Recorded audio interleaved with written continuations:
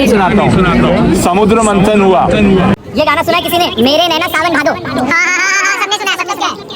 अच्छा, एक और गाना सुना, सावन का महीना पावन बिल्कुल। तो दिखेगा। This is Dhruv tara, pole star. भाई आज का वीडियो ये शूट करेगा। लो तो तुम मोबाइल पकड़ो और आज पूरा ये शूट करेगा। सो गाइज़ आज का पूरा व्लॉग है वो मैं दे दिया हूँ इसको, बट इससे हो नहीं पा रहा था, वापस दे दो मुझे।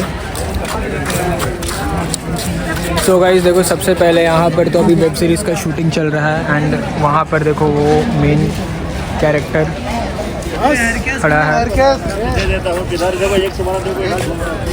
नहीं भाई, फन्नी भाई का था। ये फन्नी भाई का एक इसको प्यार से सूजल बोलते हैं, लेकिन हम तो प्यार से इसको जूजल ही बोलते हैं। तो फन्नी भाई इधर तो आइए, आप कहाँ भाग रहे हैं फन्नी भाई? फन्नी भाई आप इग्नोर मार रहे हो फन्नी भाई। देखो गाइस, तो यहाँ पर ये टेलीस्कोप व्यू सेशन था। सो अभी यहाँ से कॉज अभी उधर शूटिंग चल रही है, सो वहाँ शूटिंग के चलते टेलीस्कोपिक व्यू सेशन को यहाँ से हटा करके शिफ्ट कर दिया गया है उधर दूसरे तरफ। तो अपन उधर चलते हैं देखने के लिए। हेलो भैया, आपके ऑर्गेनाइजेशन का क्या नाम है? ISA Interstellar space tech astronomy community है। सो ये इसका मेन ऑफिस कहाँ है, हेडक्वार्टर कहाँ पर है? मेनली इंक्यूबेशन सेंटर है जो LNC टेक्स की बिल्डिंग है, उसके नीचे में मिल जाएगा। मैकेनिकल डिपार्टमेंट था जो कि अभी ISA का वर्कशॉप हो चुका है अभी, और वहीं आइडिया लैब भी हम शिफ्ट करा रहे हैं जो हमारे अंदर ही चलेगा बाद में। ओके। सो आज के टेलीस्कोपिक व्यू सेशन में अभी अपन को क्या देखना था? अभी हम बहुत सारे सेलेस्टियल ऑब्जेक्ट देखने वाले, जैसे कि जुपिटर हो गया, सैटर्न हो गया। उसके अलावा भी हम कुछ कॉन्स्टेलेशन भी देखेंगे। बाकी आपको और भी हम बताएंगे, ब्रीफिंग करेंगे स्पेशली एस्ट्रोनॉमिकल इवेंट्स के बारे में, तो आप बने रहे। ठीक है, तो अभी इधर ही होना है या उस तरफ? अभी एक्सेलेंस ग्राउंड में शिफ्ट हो रहा है। एक्सेलेंस ग्राउंड में चलो गाइस, चलते उधर एक्सेलेंस ग्राउंड में। और फिर जैसा कि भैया ने बताया, और हमारे फन्नी भाई तो यहाँ पर हैं, फन्नी भाई। सो गाइस जैसा कि देख सकते हो, यहाँ पर ये लोग टेलीस्कोप लेके अब दूसरे तरफ जा रहे हैं। सो स्टे ट्यून्ड, अभी बहुत मज़ा आने वाला है। तो गाइस अब फाइनली दूसरे ग्राउंड पे इधर आ गए हैं, शिफ्ट हो गया, जो कि हमारे जस्ट हॉस्टल के सामने वाले ग्राउंड में। अब यहाँ पर सेटअप होना है टेलीस्कोप का, और उसके बाद बहुत सारी सेलेस्टियल बॉडीज, फिर से प्लैनेट्स एंड फिर से वेरियस काइंड्स ऑफ कॉन्स्टेलेशन, जैसा कि अभी सर ने बताया था, वो सब देखने वाले हैं। और यहाँ तो ग्राउंड पूरा गीला कर रखा है यार इन्होंने, पता नहीं क्यों, जूते भी ख़राब हो जानी है यहाँ पर। तो गाइस सर को फाइनली माइक चाहिए था, तो इन्हें माइक मिल गया है, और अभी ये सब बताने वाले हैं, हमें रूबरू करवाएंगे कि स्पेस में हमारे इतनी सारी चीज़ प्रेजेंट है जो कि हमें पता नहीं अभी तक। अब ये उन सारी चीज़ों से अब हमें ये रूबरू करवाने वाले हैं। Laser to point and show the stars. Okay, एक minute, light. This is the summer triangle. Okay, so the first constellation here is Cygnus. एक क्रॉस की तरह दिखेगा जो जीसस क्राइस्ट वाला होता है। तो डेनेब, और उसके साथ 1 2 3 और एक 4, ये ऐसा प्लस साइन बन रहा है। तो this constellation is Cygnus. Next is Lyra, यानी कि खरगोश। Okay, so this star is Vega, Hindi नाम है उसका अभिजीत नक्षत्र। And the third in this triangle is Altair is Shravan. इसकी कहानी मैं बताता हूँ, नाम सबने सुना होगा। So this Deneb, Altair and Vega, this is the summer triangle. Mostly summers में दिखता है, और अभी जैसे जैसे विंटर आ रहा है ये जल्दी जल्दी डूबता जाएगा।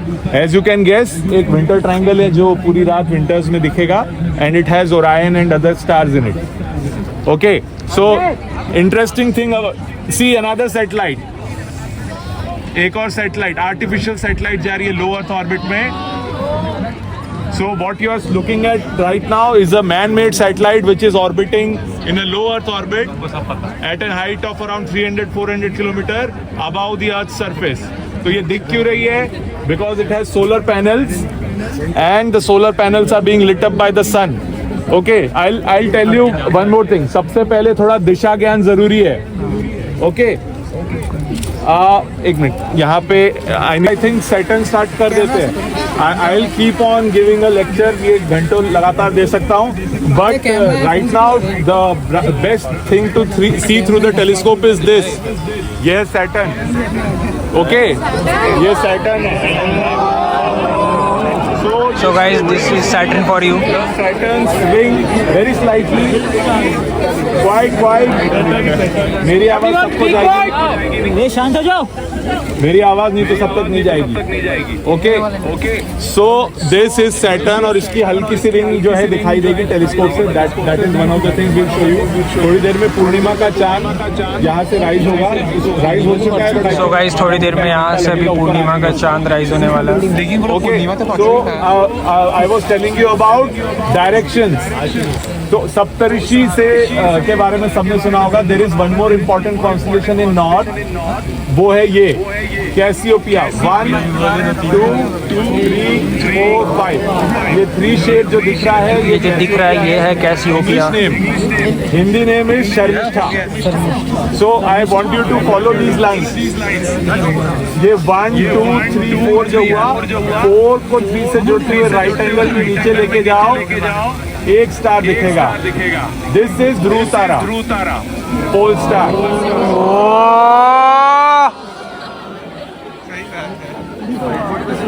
के बाद थोड़ा शांत भी कर लेना, नहीं तो अगला कंटिन्यू नहीं कर पाऊंगा। ओके, सो यहाँ से आपको डायरेक्शन एग्जैक्ट पता चल गया। ध्रुव तारे की कहानी पता होगी, मैं बताता हूँ, but what does this mean? This becomes the exact north direction, है ना। यहाँ नॉर्थ है तो ये हो गया वेस्ट, और ये हो गया ईस्ट, और ये हो गया साउथ। थोड़ी तो पता है, मतलब प्रिसाइसली आपको बिना कंपास के डायरेक्शन पता चल गया।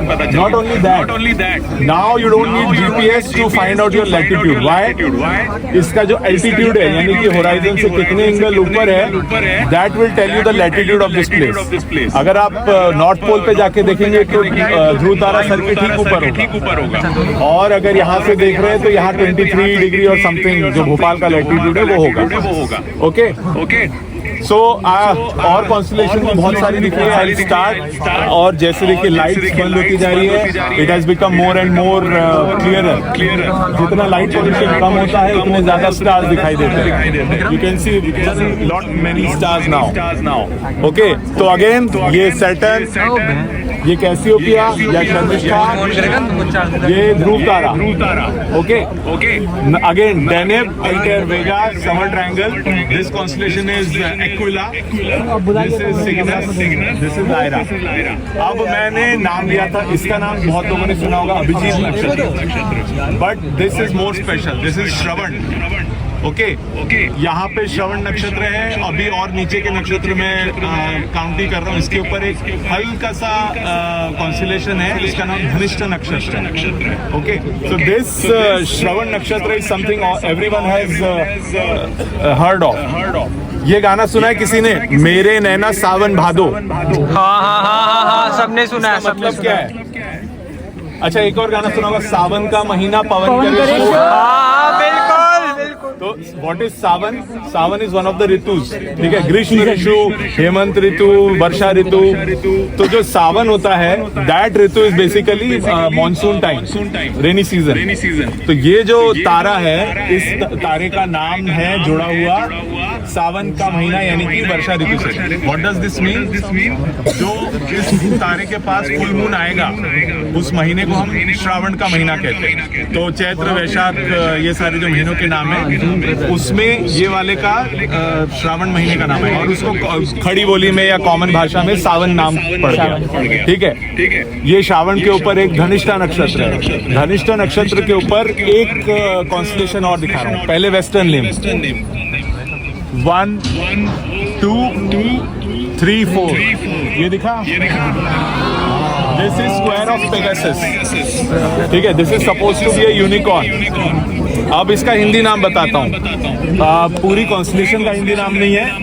ये है उत्तर भाद्रपद और ये पूर्व भाद्रपद। ठीक है। अब जब कहते हैं ना मेरे नैना सावन भादो, भादो आया, भादो का मतलब क्या है? तो श्रावण का सावन नाम बन गया है और भाद्रपद का महीना जो है, जो जब फुल मून यहाँ की जगह यहाँ होगा उसका अगला ही महीना, तो उसे कहते हैं भादो। So this reason you see, Shravan से लेके भाद्रपद का, इस रीजन में जब फुल मून होता है यानी कि सन इसके ठीक ऑपोजिट होता है, अर्थ जब ऑर्बिट कर रहा है, तो this is the duration of July August, जब यहाँ बारिश होती है। तो बेसिकली गाने का डीप मीनिंग एस्ट्रोनॉमी से रिलेटेड ये है, सावन भादो के महीने में बारिश होती है, वर्षा ऋतु होती है। सावन भादो मीन्स वर्षा, और मेरे नैना सावन भादो मतलब मैं रो रहा हूँ, ये कवि की कल्पना है। ठीक है, बहुत बढ़िया। ओके, मैंने यूनिकॉर्न कह के अब ऐसे ही गियर चेंज करूंगा वेस्टर्न और इंडियन में। सो this is square of Pegasus. Pegasus एक यूनिकॉर्न है, घोड़ा है जिसके ऊपर सिंग होता है, ऑब्वियसली हाइपोथेटिकल। कैसियोपिया के बाजू में सीफिलिस एक राजा है, उनकी बेटी है एंड्रोमेडा। ओके, मैं दिखाता हूँ एंड्रोमेडा कहाँ है। ये रहा स्क्वायर ऑफ पेगासस।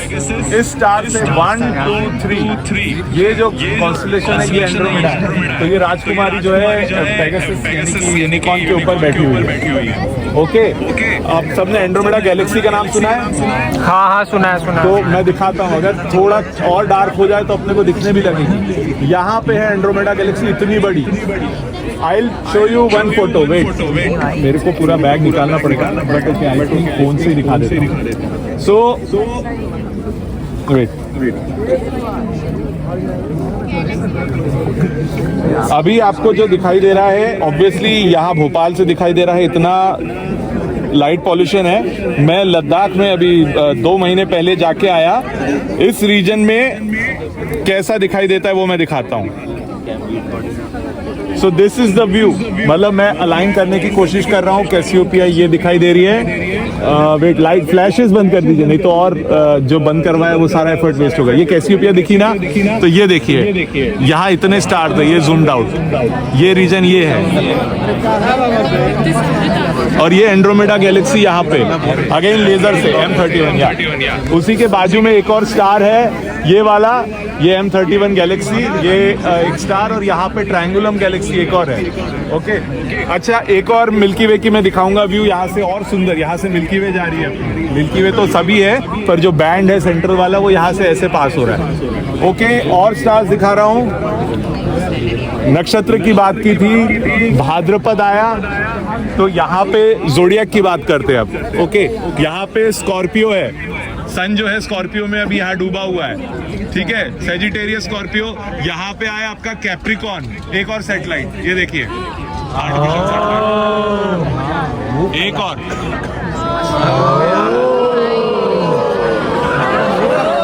जिसकी राशि है देख लो, यहाँ पे मेष राशि है। सो गाइस, जिसकी राशि मेष राशि है वही देख लो, वहाँ पर शेरेटन हमारा अश्विनी नक्षत्र। क्वाइट एवरीवन, सबको आवाज नहीं आएगी नहीं तो।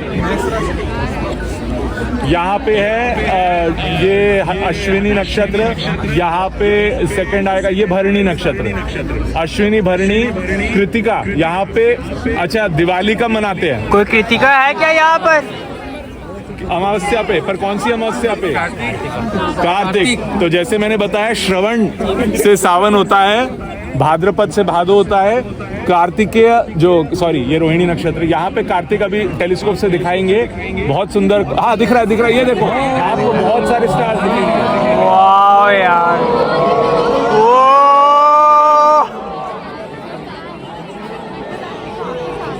तो ये है क्वाइट शांत रहिए सभी। ये है कृतिका नक्षत्र, ये एक स्टार क्लस्टर है, इसमें सैकड़ों यानी हंड्रेड्स ऑफ स्टार्स है। हमें अभी 7 दिखेंगे आंखों से, टेलीस्कोप से आपको दिखेंगे बहुत सारे। ठीक है, तो ये पहली राशि है मेष, इसके बाद आती है वृषभ यानी टॉरस, तो उसमें ये कृतिका नक्षत्र, ये रोहिणी नक्षत्र और बाकी नक्षत्र नीचे आएंगे, उसकी कहानी अपन कंटिन्यू करेंगे। ठीक है, एक इंटरेस्टिंग चीज आप देखिए, ये तारा है कैपेला इंग्लिश नेम, ये ब्लू दिखाई दे रहा होगा, और ये है रोहिणी अल्डेब्रान, ये रेड दिखाई दे रहा होगा। सो अलग अलग एज है इनकी, मतलब जो बूढ़े तारे होते हैं वो रेड जायंट्स होते हैं, मरने वाले होते हैं। अपना तारा भी जब मरेगा तो फूल के लाल हो जाएगा।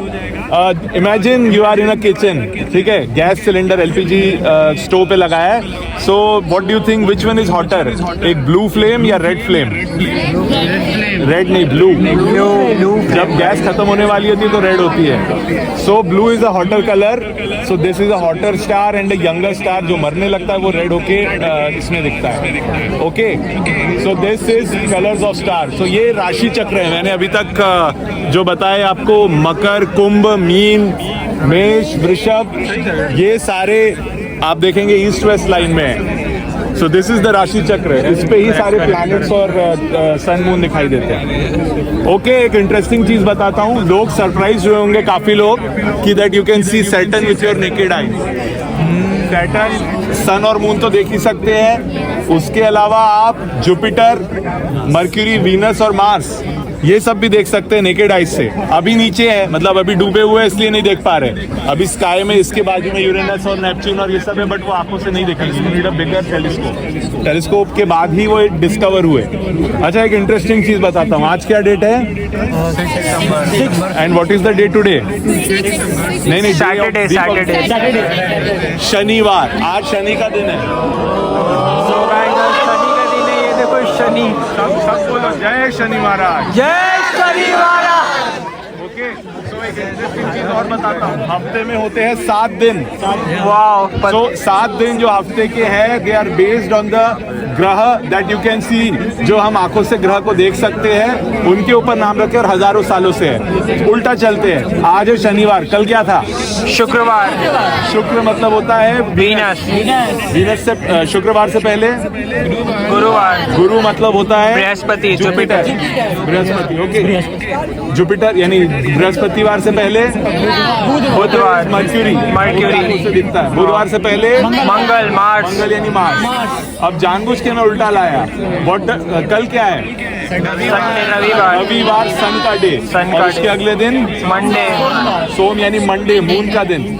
अब मैंने कहा, ध्यान देना इस बात पे, मैंने कहा कि जो ग्रह आंखों से दिखते हैं उसके ऊपर ये 7 दिन के नाम रखे। ठीक है, अब ये सबने सुना है नवग्रह पूजा होती है, ये मैं बता दूं, ये नवग्रह पूजा अभी यूरेनस नेपच्यून डिस्कवरी के बाद नहीं, हजारों सालों से होती आई है, हजारों सालों से हमारे कल्चर में होती आई है। लेकिन तो नवग्रह कहाँ हुए?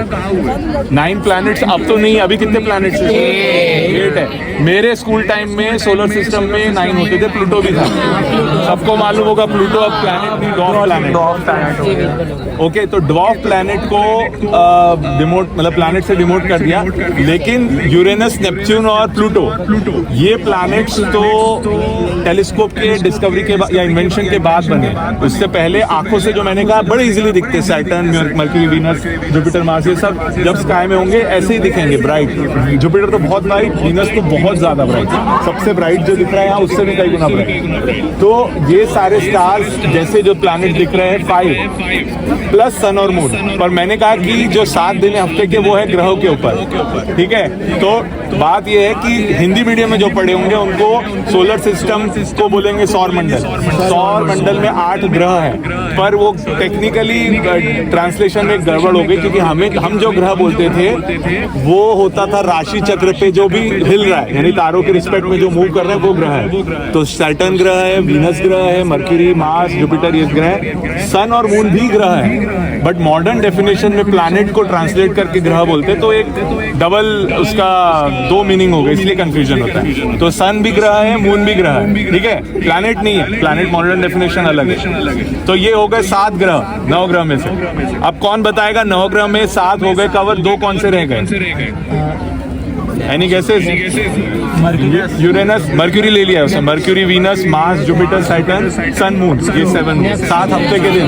नेपच्यून मैंने वही पहले बोला, नेपच्यून, यूरेनस ये सब 1700 1800। प्लूटो तो अभी 100 साल पहले डिस्कवर हुआ, डिज्नी के प्लूटो के ऊपर नाम रखा 1930 में, 95 ईयर्स पहले डिस्कवर हुआ। सो उससे हजारों सालों से नवग्रह पूजा करते आ रहे हैं। How is it possible? Uranus Neptune नहीं है, सब यही सोचते हैं। अर्थ भी ग्रह नहीं है, मैंने क्या कहा प्लैनेट है, बट ग्रह की डेफिनेशन क्या थी? जो राशि चक्र में इधर से उधर मूव करता है। और कैसे पता? मैंने बोल दिया, आप ऐप से देख रहे हो, चलो ऐप्स नहीं है तो कैसे मानोगे कि ये ग्रह है? आज यहाँ देखोगे, 1 महीने बाद देखोगे तो यहाँ दिखेगा, 2 महीने बाद देखोगे तो यहाँ दिखेगा। उसकी भी एक इंटरेस्टिंग चीज बताता हूँ मेष और वृषभ के ऊपर। लेकिन हाँ, सवाल ये था कि 9 ग्रह क्या है? 7 ग्रह तो बता दिए, हफ्ते के 7 दिन के ऊपर। कोई बताएगा? और गैसेस यूरेनस नेपच्यून नहीं है। आंसर आ चुका है करेक्ट, मेरे को इधर से आ चुका है। ठीक है, कैसे मैं बताता हूँ। इसके लिए कहानी सुनाता हूँ। समुद्र मंथन हुआ, ठीक है। समुद्र मंथन में देव यानी कि सुर और असुर दोनों मिलके आए और उन्होंने समुद्र मंथन किया। बहुत खजाना निकला अंदर से, कामधेनु गाय निकली, विष निकला जिसको शिव जी ने पी लिया, नीलकंठ कहलाए। विष कोई नहीं पीना चाहता था, मरना कोई नहीं चाहता था। विष के बाद निकला अमृत। तो फिर असुर यानी कि जो भगवान देव लोग हैं, उन्होंने कहा कि ये देव जो असुर हैं उनको अमृत नहीं मिलना चाहिए, हमें मिलना चाहिए, अच्छे कर्म किए हमने या जो भी। उनको अमृत पिलाया गया एक एक करके ताकि वो अमर हो जाए। देव इसीलिए अमर हुए, है ना। अब उन्होंने अमृत पीना चालू किया एक एक करके। अप्सरा कोई आई होगी, एक एक करके सबको लाइन से पिलाती गई असुरों को। एक असुर था जो चुपके से लाइन में आ गया भेष बदल के, उसका नाम था स्वर भानु। स्वर भानु आया, लाइन से धोखे से उसने अमृत पी लिया। अब क्या हुआ? उसके बाजू में 2 देव थे, सूर्य और चंद्रमा, सूर्य देव और चंद्रदेव। उन्होंने देखी, अरे ये तो असुर है, इसने पी लिया। तो शायद विष्णु जी थे, आज कोई और करेक्ट करके बता दे। विष्णु जी के सुदर्शन चक्र से उसका सर काट दिया। अब लेकिन वो अमृत पी चुका था। हाँ, वो मर तो सकता नहीं था। तो वो राहु और केतु अंतरिक्ष में सूरज और चांद को खाने के लिए हमेशा भागता है। अच्छा, अब सवाल आता है, राहु केतु, ये कहानी बड़ी इंटरेस्टिंग थी, पर ये है क्या? हमें एक्चुअली बताता हूँ राहु केतु है किधर। ठीक है, 1 मिनट। सैटर्न दिख रहा है आपको? उसके बाजू में 2 प्लेन जा रहे हैं। वैसे सैटर्न के लेफ्ट में वैसे नेपच्यून है, आपने देख लिया होगा।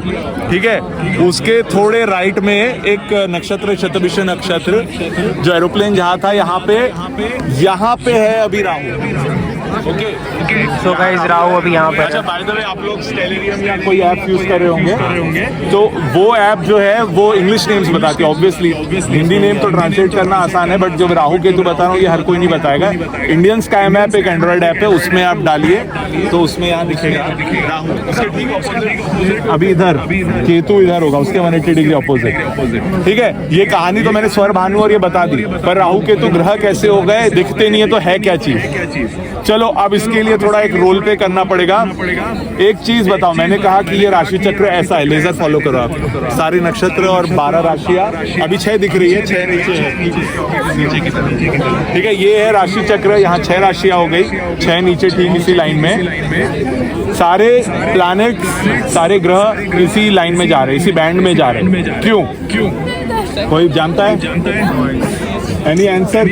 क्यों इसी बैंड में सारे प्लैनेट या ग्रह दिखाई देते हैं? चलो आंसर मैं बताता हूँ। अपने चारों तरफ आप अपनी जगह पे खड़े खड़े अपने दोस्तों को देखो, देख रहे हो सबको? अच्छा, आपको देखने के लिए क्या करना पड़ रहा है? एक ही लाइन में देखना पड़ रहा है ना? क्यों? हम सब जमीन पे खड़े हैं, एक ही प्लेन पे हैं। मान लो अभी यहाँ पे ड्रोन आ जाए आपका जो शूट कर रहा था, या कोई चिड़िया या मधुमक्खी आ जाए, उसको देखने के लिए क्या करना पड़ेगा? आपका 3D में मूव करना पड़ेगा, है ना, एंगल चेंज करना पड़ेगा। तो सोलर सिस्टम के सारे डायग्राम्स इमेजिन कीजिए जो आपने स्कूल टाइम में या देखे होंगे गूगल पे। सारा सोलर सिस्टम जो है एक जलेबी की तरह है, एक प्लेन में है ना, नॉट लाइक अ लड्डू जो केमिस्ट्री पढ़े होंगे 11th-12th में, ऑर्बिटल जैसा वो नहीं है ना, एक जलेबी जैसा है। सो जितने भी प्लैनेट है आपको एक बैंड में दिखाई देते हैं, ये है बैंड अर्थ की ऑर्बिट का। स्पेस में जैसे लाइंस बनती है ऑर्बिट की वो तो दिखेंगी नहीं, बट मैं लेजर से बना के दिखा रहा हूँ। इसके अलॉन्ग अर्थ की ऑर्बिट दिख रही है। तो सन हुआ, मून हुआ, जितने भी प्लैनेट्स हुए, जितने भी मून हुआ, सोलर सिस्टम के सारे ऑब्जेक्ट्स आपको इसी में मिलेंगे। इसी वजह से कुंडली जैसी चीज बनती है। मैं कह रहा हूँ मीन राशि में शनि है तो मीन से जाएगा, कभी कैसियोपिया में या ध्रुव तारे के पास नहीं जाएगा। ओके, अब बात राहु केतु कहाँ से आ गए। अच्छा, अब आना पड़ेगा आपको मून के फेजेस पे। इमेजिन करो, अब इमेजिन करो आजू बाजू सेंटर में है सन, उसके चारों तरफ मून मूव कर रहा है अर्थ के चारों तरफ मूव कर रहा है मून। अब मून पूर्णिमा से अमावस्या, अमावस्या पूर्णिमा, इस तरह से अर्थ के चारों तरफ घूमने से लाइट तो सन से पड़ रही है तो वो छोटा बड़ा होता दिखाई देता है। अब हमें क्या दिखाई देता है, हर 15 दिन में अमावस्या से पूर्णिमा होगी और पूर्णिमा से अमावस्या होगी। जब स्काई में देखेंगे तो एक एक नक्षत्र में जाता है। तो 27 नक्षत्र इसीलिए है क्योंकि 27 दिन में उसको पूरा एक राउंड लगाना है स्टार्स के रिस्पेक्ट में। ओके, अब जब हम बात करते हैं पूर्णिमा अमावस्या की, सन यहाँ देखना पड़ेगा सबको, सन अर्थ, और जब पूरा वाला उसके पीछे होगा एक लाइन में आ जाएंगे तो ये पूर्णिमा होगी, है ना। और जब घूम के बीच में आ जाएगा तो अमावस्या होगी क्योंकि चमक वाला हिस्सा उस तरफ है सन की तरफ। अब सवाल मैं उठाता हूँ एक्लिप्स, ग्रहण का। सूर्य ग्रहण कब होता है, जब चांद बीच में आ जाए, शैडो आते हैं, ठीक है। 15 दिन बाद अगर वो पीछे हो गया, अर्थ की शैडो में आ गया तो लूनर एक्लिप्स। अब मैं पूछता हूँ कि हर अमावस्या पे सोलर एक्लिप्स क्यों नहीं होता, हर पूर्णिमा पे लूनर एक्लिप्स क्यों नहीं होता? Any answer? हर 15 दिन में आएगा ना लाइन से। हाँ, अर्थ भी तो मूव कर रहा है ना, अर्थ भी मूव कर रही है पर लाइन से तो आ ही जाएंगे ना। पूर्णिमा तो हो ही जाएगी, पूर्णिमा होगी तो अर्थ की शैडो में आ ही जाना चाहिए, या अमावस्या होगा तो अर्थ पे शैडो पड़नी चाहिए, लाइन से आएंगे ना। हर लाइन हर 15 या 14-15 जितने भी दिन में। सो क्यों नहीं हो रहा? नहीं, हर कहीं ना कहीं तो होता, पर हर जगह भी नहीं होता। उसका आंसर छुपा है, इतना भूमिका इसलिए बनाई, उसका आंसर छुपा है राहु केतु में। मैंने बता दिया कि जलेबी की तरह प्लेन में है, पर इसमें थोड़ा अप्रोक्सीमेशन है, थोड़ा बहुत टिल्ट है उसमें। तो अर्थ, ये उंगली को देखो आप, एक ऐसा अर्थ की ऑर्बिट इस प्लेन के अलावा मून की ऑर्बिट थोड़ी सी टेढ़ी, 5 डिग्री, बहुत ज्यादा नहीं। पर अगर ये सन है, ये अर्थ है, मैं देख रहा हूँ उसको, थोड़ा सा उसके 5 डिग्री ऊपर से भी हो गया तो उसकी शैडो तो ऊपर निकल गई, ठीक है। अब ध्यान देना, जो 3D में विजुलाइज कर पाएंगे वही समझ पाएंगे। एक सर्कल ये और एक दूसरा सर्कल 5 डिग्री उससे टिल्टेड, 2 जगह काट रहा है, वो है Rahu Ketu. Intersection points of earth's orbit around the sun and moon's orbit around the earth. इसको टेक्निकल टर्म है ascending node and descending, ascending lunar node, descending lunar node, जहां वो इंटरसेक्ट करता है।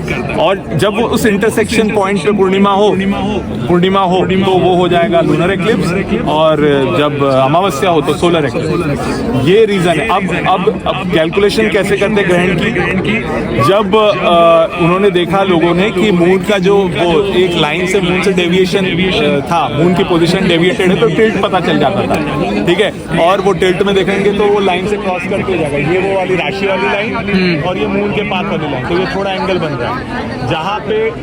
जहाँ पे वो इंटरसेक्ट कर रहा है, उस इंटरसेक्शन पॉइंट को ऑब्जर्व कर करके हजारों साल पहले ही हमने पता कर लिया और उसका नाम राहु केतु दिया। अब वो दिखता तो है नहीं वो पॉइंट, पर वो कहाँ मूव कर रहा है ये भी 19 साल में पूरा एक चक्कर लगाता है राशि चक्र में। तो राहु केतु को भी ग्रह मान के उसकी पोजीशन कैलकुलेट करके हजारों साल पहले से हम ग्रहण की जो है कैलकुलेशन करते आए। तो ये इसीलिए पूजा करते हैं सारे ग्रहों की और राहु केतु की भी उसमें, कि वो 9 ग्रह है जो जिनके तले हम अपना पूरा जीवन वो कर रहे हैं। ओके, चलो, राशियों से सूरज पूरा चक्कर कितने टाइम में लगाएगा? Any answer? 12 महीने। 12 महीने है ही इसीलिए क्योंकि 12 राशियां हैं। ओके, इमेजिन करवाता हूँ कैसे। अब देखो, सेंटर में सन है, ठीक है, ये है अर्थ से दिखेगा नहीं, पर जो सन के पीछे वाली कॉन्स्टेलेशन है वो कौन सी होगी? ये देखो, ये सन है, सॉरी, ये सन है, और यहाँ से मैं कैसे बताऊँ, नहीं उल्टा है, लाइन ऑफ एंगल आप इमेजिन नहीं करो, गलत चीज़ होगी। ये सन, ये अर्थ, तो अर्थ जो देख रहा है सन के पीछे वाला कॉन्स्टलेशन ये 1 महीने में इधर हो गया, अब उसके पीछे वाला ये दिखेगा, 1 महीने में और इधर हो गया, इधर दिखेगा, पूरे 1 साल में घूम के वही आ जाएगा। तो हर महीने में एक राशि में सन जाएगा, तो हर महीने एक संक्रांति होती है। मकर संक्रांति इसलिए मनाते ज़्यादा इंपॉर्टेंट है क्योंकि उत्तरायण शुरू होता है, ठीक है, वरना हर महीने संक्रांति होती है, कोई मनाता नहीं है। अब बात कर रहा था सिंहस्थ की, तो महाकुंभ मनाते हैं बनारस वाला, ये बनारस क्या बोलते हैं अपना प्रयागराज वाला, इसलिए मनाते हैं क्योंकि मकर में जब सूर्य प्रवेश करता है, कब कब करता है, हर साल, वो तो हर साल होता है, पर ये 12 साल में क्यों होता है, जब जुपिटर टॉरस में आता है, यानी वृषभ में, ये वाले रीजन में। तो अच्छा, अब जुपिटर की साइकिल बतानी पड़ेगी, वो दिख नहीं रहा है जुपिटर अभी, अगर आप लोग 3 घंटे बाद देखोगे तो यहाँ दिखाई देगा, बहुत ब्राइट राइज हो जाएगा जुपिटर, 3 घंटे थोड़ी देर में राइज हो ही जाएगा इनफैक्ट, है ना। अब यहाँ पे इस साल जनवरी में जुपिटर एंटर कर गया था, 12 साल लगते हैं जुपिटर को एक राशि से मतलब पूरा चक्कर लगाने में, यानी 1 साल में एक राशि शिफ्ट करता है। जुपिटर बाहर है, ऑर्बिट बाहर है, तो थोड़ा स्लो मूव करता है ना। अभी अगले मतलब इस साल जो था वो यहाँ पे एंटर कर गया था और सूरज मकर में एंटर किया जनवरी में। तो जो ये अलाइनमेंट है सूरज का मकर में होना और इसका अपने वृषभ में होना, इसको महाकुंभ का अलाइनमेंट है। ऐसे 2 और है, नासिक के लिए अलग है, देहरादून के लिए अलग है। अब हम बात करेंगे उसकी, क्या कहते हैं, सिंहस्थ की। कोई गेस कर सकता है सिंहस्थ में कौन सी राशि होगी? नाम में ही आंसर सिंह राशि, ठीक है। तो इसके बाद आएगी आपकी मिथुन राशि। मिथुन राशि राइज हो चुकी है बाय द वे, यहाँ तारे दिखेंगे इसके, दिख भी रहे होंगे। कैस्ट्रोपोलस दिख रहा है किसी को? जो एप्स खोल के बैठे देख रहे हैं, कैस्ट्रोपोलस दिख रहा है? ऑरिगा कैपेला नहीं, यहाँ कहीं होगा कैस्टर, या इसमें पुनर्वसु, जो इंडियन स्काई मैप खोले उसमें पुनर्वसु देखना राइज हो गया है क्या? बाय द वे ओरायन शायद राइज हो गया है, कालपुरुष, ये दिख रहा है स्टार।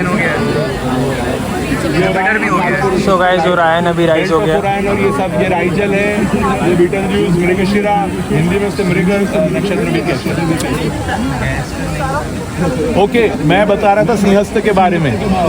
यहाँ वृषभ के बाद आएगा जेमिनी यानी मिथुन, मिथुन के बाद आएगा कैंसर यानी कर्क। तो इस साल मिथुन से वृषभ से मिथुन में गया, फिर कर्क में गया, कर्क के बाद जाएगा सिंह में। तो 3 साल बाद गेस कर लो, आप गूगल भी कर सकते हो, सिंहस्थ मेला कब होने वाला है? 2028। और 28 में इसलिए होने वाला है क्योंकि जुपिटर सिंह में तब जाएगा। लेकिन कब? दूसरा सन का भी बताना है ना, वो होगा जब सन मेष में जाएगा, ये वाला। और मेष में मैंने पहले ही बता दिया, बताओ कब होने वाला है मेष? मेष में सन कब जाता है? बताओ, मैंने ट्रेस करके बताया था, मकर, कुंभ, मीन और अप्रैल, मार्च। ओके, अब गूगल करके कोई कंफर्म कर लो सिंहस्थ मेला कब होने वाला है? अप्रैल 2028।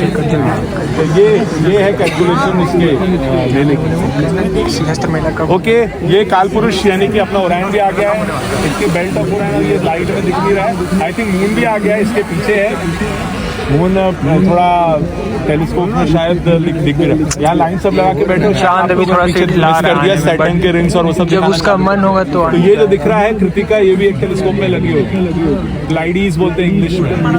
और तारे बता देता हूँ, ये है कैपेला यानी ब्रह्म हृदय, हिंदी में नाम है इस पूरी कॉन्स्टलेशन का। ऑरिगा, दिस इज कैपेला फॉर। और क्या क्या दिख रहा है देखते हैं। ये पिसेस ऑस्ट्रिनस, सदर्न फिश, यहाँ पे समर ट्रायंगल तो पहले ही बता दिया, डेनेबल्टर, वेगा और स्क्वायर ऑफ पेगासस, एंड्रोमेडा,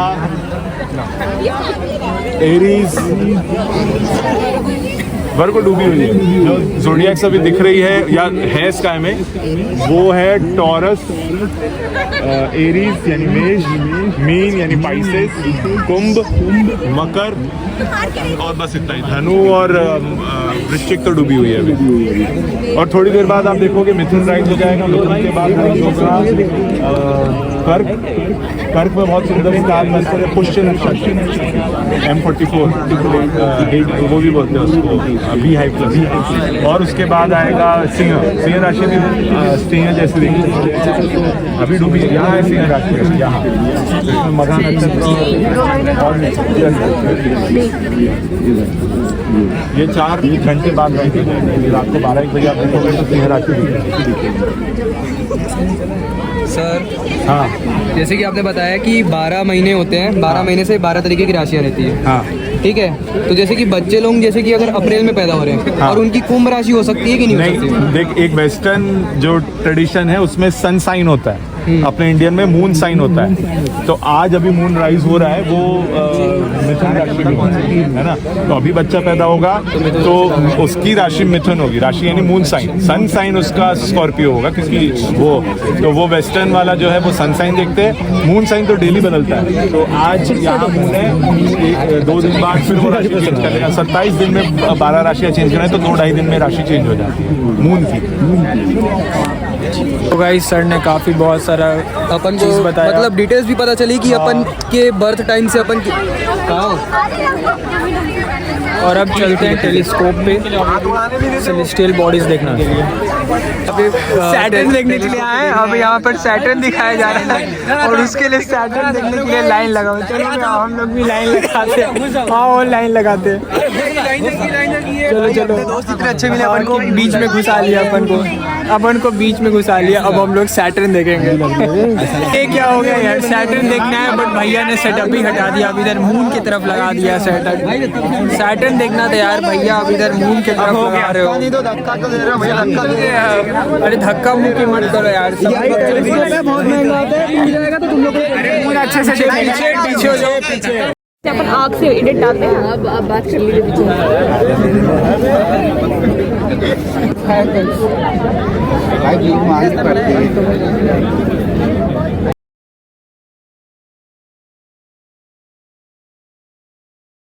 तो गाइस अभी हमने मून देख लिया। अब यहाँ पर आए हैं सैटर्न देखने के लिए। हाँ सर भी सैटर्न दिखाता हूँ। सो गाइस आज हमने काफ़ी सारे सेलेस्टियल बॉडीज़ देखे, सैटर्न देखे, मून देखे, फिर कॉन्स्टलेशंस भी देखे। सो अब जैसा कि देख सकते हो पूरा ग्राउंड खाली हो गया, पूरा सेटअप हो गया। सो यही था आज के लिए। That's it for the day. और यहाँ पर गार्ड साहब थोड़ा सा गुस्सा रहे हैं। क्या हुआ गार्ड अंकल? अरे कुछ जब नहीं। मना किया तो हमसे सही बात बोलो ना। नहीं इसमें क्या, गार्ड साहब थोड़ा सा गुस्सा गए। सो गाइज यही था। अब मिलता हूँ नेक्स्ट व्लॉग में। Bye guys, keep watching, keep sharing. हाँ और ये भी थैंक यू बोल रही है। सो थैंक यू मेरे तरफ से भी। लिफ्ट आ रहा है, चल गए।